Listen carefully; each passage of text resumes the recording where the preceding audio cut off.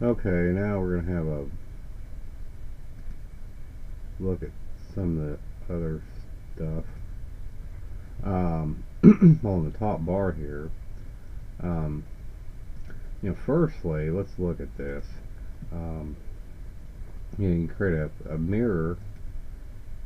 Its mirror command is a little funky. I mean, I kind of don't know what to think of that, but you can set copy, no clone, instance, which would be because if you select this, anything I think any change you make to one object will be reflected in the other object. But like I said, the offset, if you want to offset a copy of it, you have to do, either like this or by entering a number in there. So it's a little funky. I don't know what this means, but at any rate, the point is that you've created a mirror of it along that particular plane. Then you got the ability to align objects. So if these things are, you know, like, let's say like that, for example, well, I can, you know, control select a couple of objects there and say align, and then it's asked me to, specify a target object, which I guess I could choose this as one option. Last time I chose that, but you can select these, different planes. This means you got to be really cognizant of what's going on in your view to use some of these tools. What axis is where, etc. You can kind of tell there a little bit, but and current object, target object. I guess you could choose a center or a pivot point, um, etc. So if you wanted to align the center, you can do it that way. So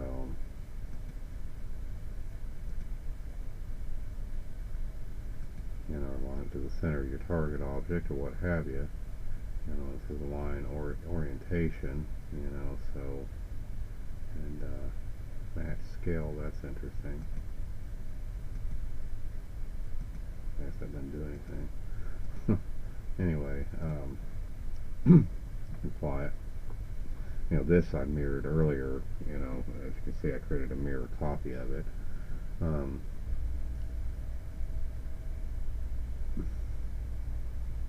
Now,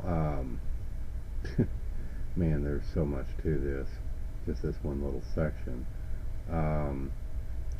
These links and everything I think apply to like bone system and space warps, as you can see.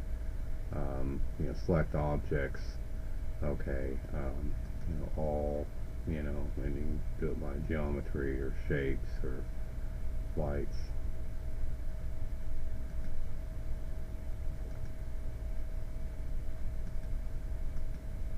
I don't know if that's not working or what. And what would I want to click and drag? Maybe this is just a filter. Yeah, oh it is. Okay, so that's cool. So basically, if you got these basic types, you can actually, like if I wanted to had bones in here, I could, set this filter and then just select, you know, things that fit that criteria. But right now, I really just have objects on here. But you notice, when I click on this, this isn't highlighted anymore. So this is an alternative selection mode is what it is. This little area has to do with selection modes right here. So, but you can also select by name if you have named objects, but of course I don't have named objects right now, but apparently you can name them. But that's just a one-time deal. But then you got the various selection modes, which, you can see this. So, so I guess strike what I said earlier, but some of these actually are toggles with each other, like a radio button, but some of them aren't, and this is one that isn't. But you got these, you got to click and hold this, unfortunately, You can go to like circle selection or, you know, what have you. You know, and it,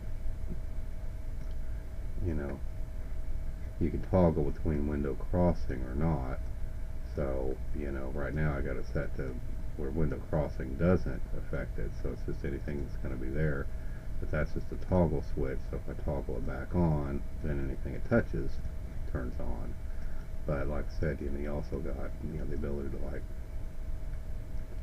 you know, do a drawn fence, which is kind of cool. I can see that coming in handy. And spray paint, you know,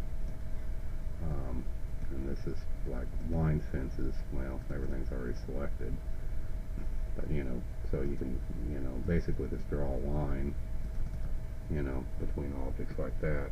I guess it completes a polygon when you do that. It can't just be a line. You know, I guess there is no line select type here. You know, it's got to be a complete polygon, because otherwise, you know, that worked there, but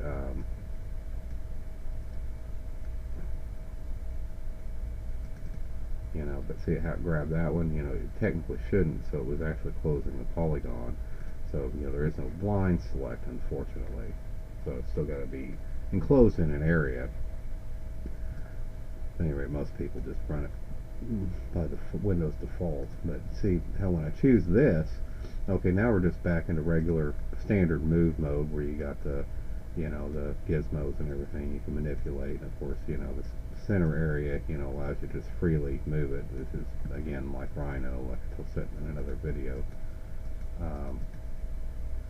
But the rotate, you know, command, you know, is actually a special selection mode, so you can actually rotate it. Now in Rhino, you can manipulate the gizmo, you know, to get it to rotate. I don't know if that works here by default or not. Maybe you can, but let's see. Yeah, you can go back between these three modes, or two modes anyway. You know, and this is interesting too, because this is a scale mode. You know, so, you know, but again, these three, and maybe it's these four, you know, since again they act like a toggle to each other, may be interchangeable. So when you got an object selected, you can, you know, switch between these modes. I don't know if there's a keyboard shortcut, but, you know, so this is kind of cool because it's a non-uniform scale, so you can, you know, select any scale you want. So, but it's got a drop down, so you can select, you know, these other modes. Unfortunately, you don't see the tooltips when you're doing that, so you know, you have to, you know, select and squash. Okay, you know, does this, so it's kind of interesting. And but then you got just a straight uniform scale, which I think is what this is. Well, no, it says non-uniform scale. This is uniform scale. So these things must change position every time you select them. I don't know, but see, that's just a straight up uniform scale. So again, you can switch between those modes, but it also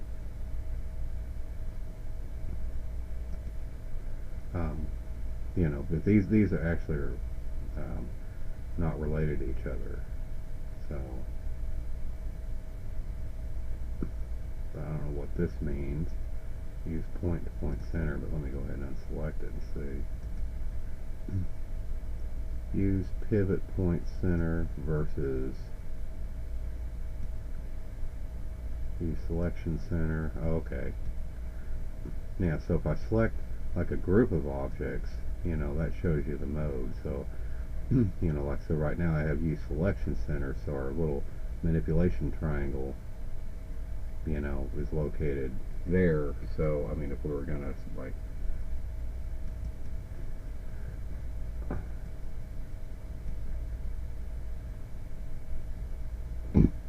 I'm surprised the uniform scale's not, you know, it's working almost in a non-uniform way.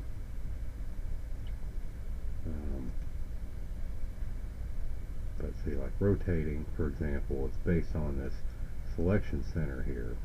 So,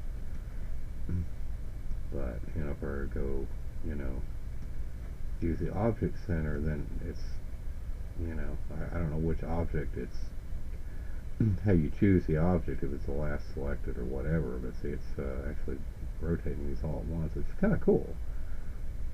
So, you know, that's something to keep in mind. And then finally we've got, use transform coordinate center, which I don't know what that is. So that's currently something that's off the screen. Oh yeah, it's right in the middle. So that must be where a transform thing is. But you know, anyway, but yeah, this is pretty slick. You know, and how it works. You know, I just, you know, boy, it's still something to wrap your head around because there are all these different modes. So then apparently you have these snaps toggle, which, you know, ostensibly this is 2D, 2.5D, and then 3D. So, but you know, you can see that I don't know what this is snapping to exactly. I mean, is it points on the grid? I don't know. Yeah, it looks like it might be points on the grid. Yeah, yeah. So that looks like it's a snap to grid option. And see, now we can clearly see that these are points on the grid. So it's, you know, it's not a snap to object, just a snap to grid. But you can toggle it on and off by clicking on it, and then you got an angle snap mode, which I don't know what that does. That probably only works if you're, you know, grabbing something. Yeah, see, that's keeping it to increments. You can see in the yellow there, you know, it's going 25, 30, 35, 40, 45.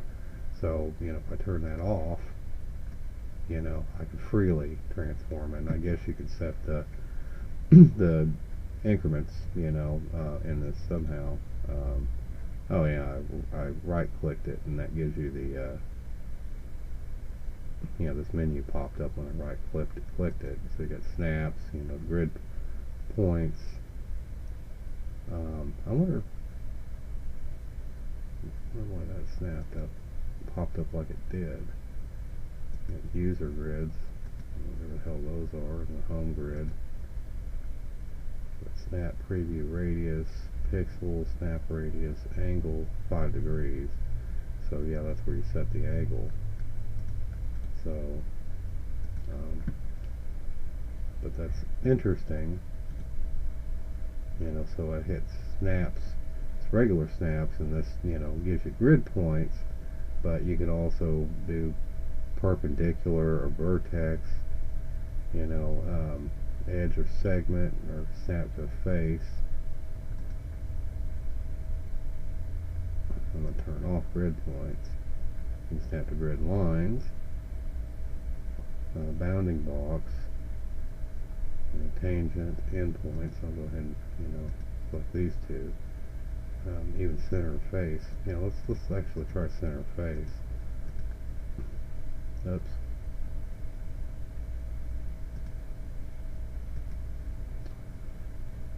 Sucks I don't have an OK button. I guess you can leave this thing up and just fucking, yeah. So you could actually leave this thing up, like off the screen here, and work with it that way. But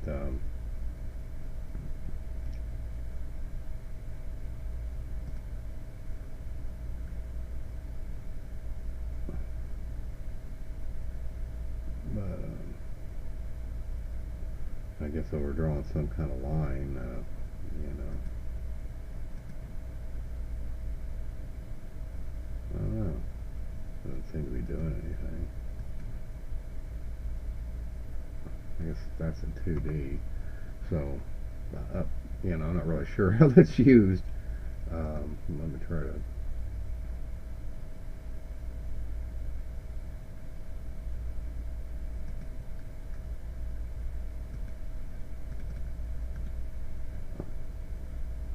That went to a face or anything. So again, it's probably a 2D object from the looks of it.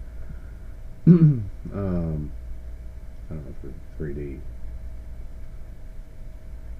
versions of that. These are just objects, but You know, this doesn't seem to be snapping anything. Like I say, you turn grid points on, and well, it's not doing anything there either. So, the snap's not on. Oh, well, it's probably because snaps are not on. I guess that would help, huh? Yeah, here we go. Okay, so the snap points on the face are showing up, you know.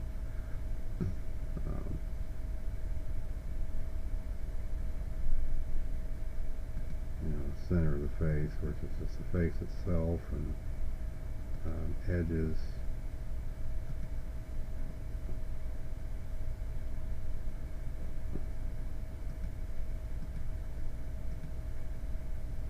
Perpendicular. Can't find anything there. Endpoints.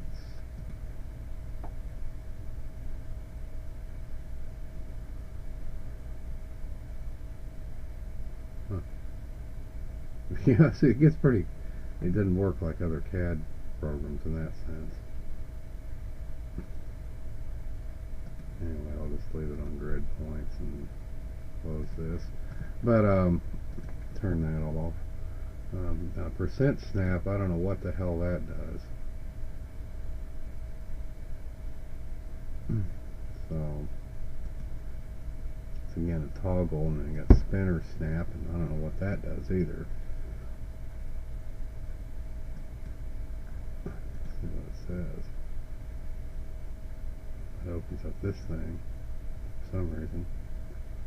I'm going to right click it. Edit name selection sets. Okay. Mirror and align, you know, we covered. And manage layers, I don't know about that.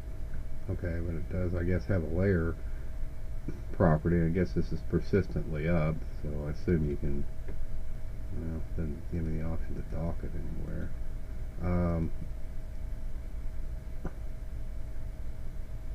Hide and hide layers, you know, create new layer, etc. So I mean, I can put it, you know, things on new layers if I want to. But again, you know, I'll position this off the screen somewhere since you can't dock it anywhere. But you know, the graphite modeling tools, this way you can turn on or off your little ribbon bar. You know, I'm still not sure what the concept behind graphite modeling tools is. Because again, this doesn't do things for most types of objects, just poly surfaces. The only time it really does anything, although you do have this default thing here, and I don't know what this shit does. Load all brush settings.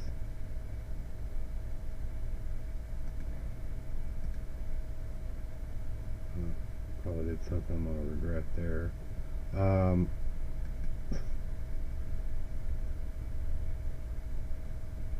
But anyway, you know, for most types of objects, it just doesn't, you know, these things don't do anything, you know.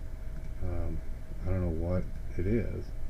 And in fact, you know, unless you're in an actual editing mode over here, you know, it doesn't really do anything. So, shit.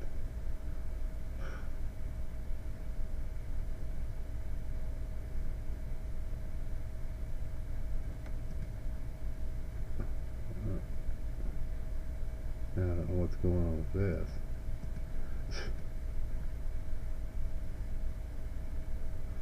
Why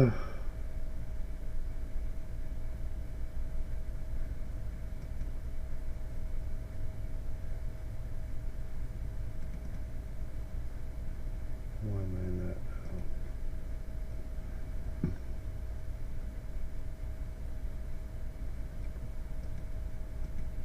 Huh.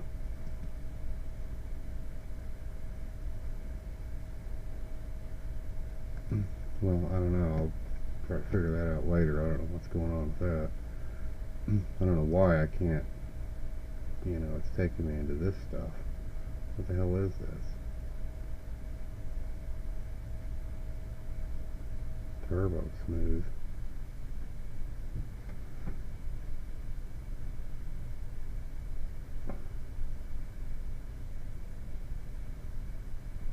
Anyway, But anyway, that complexity is not enough. Um, you also have things like this curve editor, whatever the hell this is, and and then this schematic view thing, which I think 3D Studio version 3 had this, but I never knew what it was. It was some way of dealing with this schematically. I think it might be good for motion or something, I don't remember. And of course you got the good old material editor, which is so complex it's a frickin', you could write a book on, read a book on that, you know, in and of itself. And again, you know, the scroll wheel generally doesn't work with it unless you actually, maybe it's when you click on it. It works now. But man, that's annoying. But yeah, this is so incredibly complex in and of itself. I mean, you know, as if dealing with geometry and motion and bone systems and particle systems and animation, you know, and all that stuff weren't enough. This material editor, you know, not only relates to all that, particularly like motion and so forth, but oh my god, it is so fucking complex, it's unbelievable. I mean, look at all this. I mean, it's just as complex as this thing over here, which won't work right now for some reason.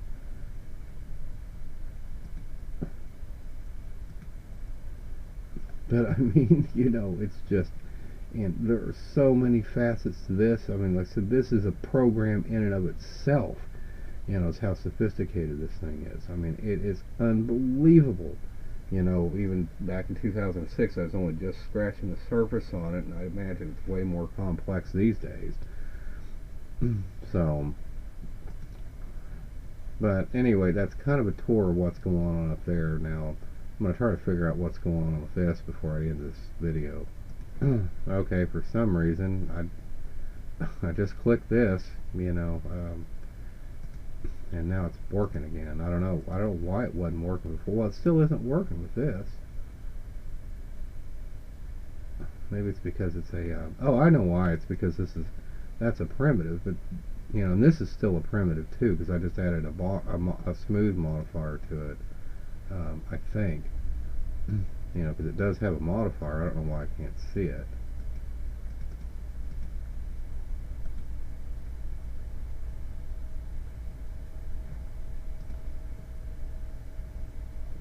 Because I did put a modifier on it, that's why it has that smooth whatever to it. Now see, this doesn't have any modifiers to it, it's just a box.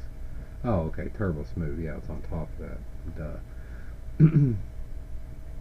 But at any rate, these are just primitives, and you know, primitives, you know, you can't really do much in terms of modifiers.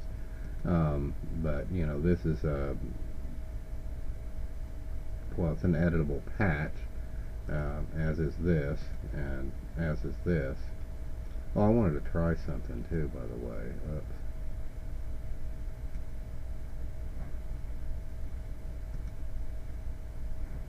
Oh, well, I guess I can't change the, well.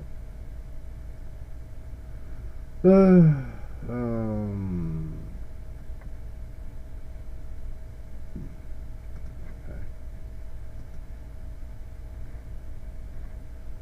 Maybe I can't.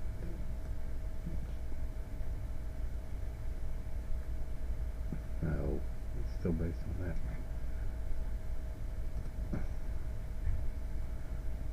Where are those? Oh, right here. Alright. I thought I copied this as an instance, so, you know, but this may not be looked at as a transform, you know, because I know if you copy an object as an instance, in order to actually modify, I guess over here, the modifications would actually apply to the child as well as the parent. And I think there's some way, though, where scaling it and stuff like that will apply too, but it's, I guess, not turned on by default.